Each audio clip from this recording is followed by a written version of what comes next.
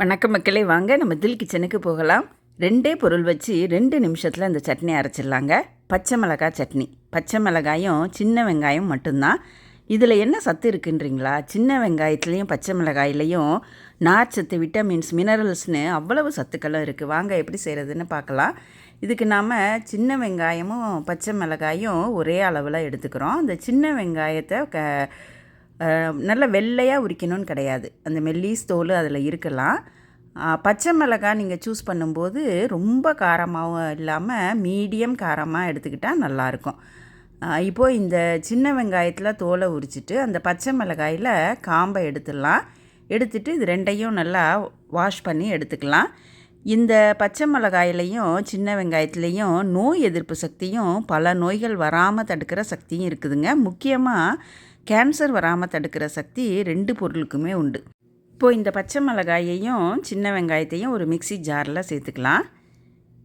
சின்ன வெங்காயம் இல்லைன்னா பெரிய வெங்காயத்துலேயும் இந்த சட்னி செய்யலாம். பச்சை மிளகா நல்ல காரமாக இருக்குது, அந்த காரத்தை குறைக்கணும்னு விருப்பப்பட்டால் கொஞ்சமாக புளி சேர்த்துக்கலாம். இந்த புளி சேர்க்குறது ஆப்ஷனல் தான்.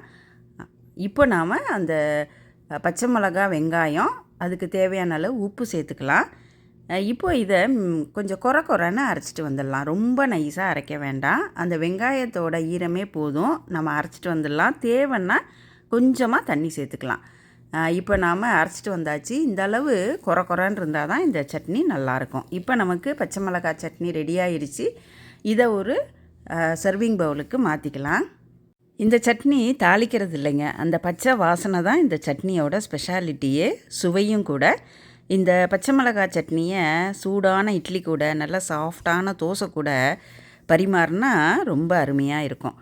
காரம் ரொம்ப வேண்டான்னு நினைக்கிறவங்க சின்ன வெங்காயம் ஜாஸ்தியாகவும் பச்சை மிளகாய் கம்மியாகவும் வச்சுக்கலாங்க. இந்த பச்சை மிளகாய் சட்னி சூடான இட்லி கூட, தோசை கூட வச்சு சாப்பிட்டா பிரமாதங்க. நீங்கள் சாப்பிட்டு பார்த்துட்டு சொல்லுங்கள். நீங்கள் இது வரைக்கும் சப்ஸ்கிரைப் பண்ணலைன்னா சப்ஸ்கிரைப் பண்ணிவிட்டு அந்த பெல் பட்டனையும் நோட்டிஃபிகேஷன் பட்டனையும் ப்ரெஸ் பண்ணிடுங்க. நன்றி, வணக்கம்.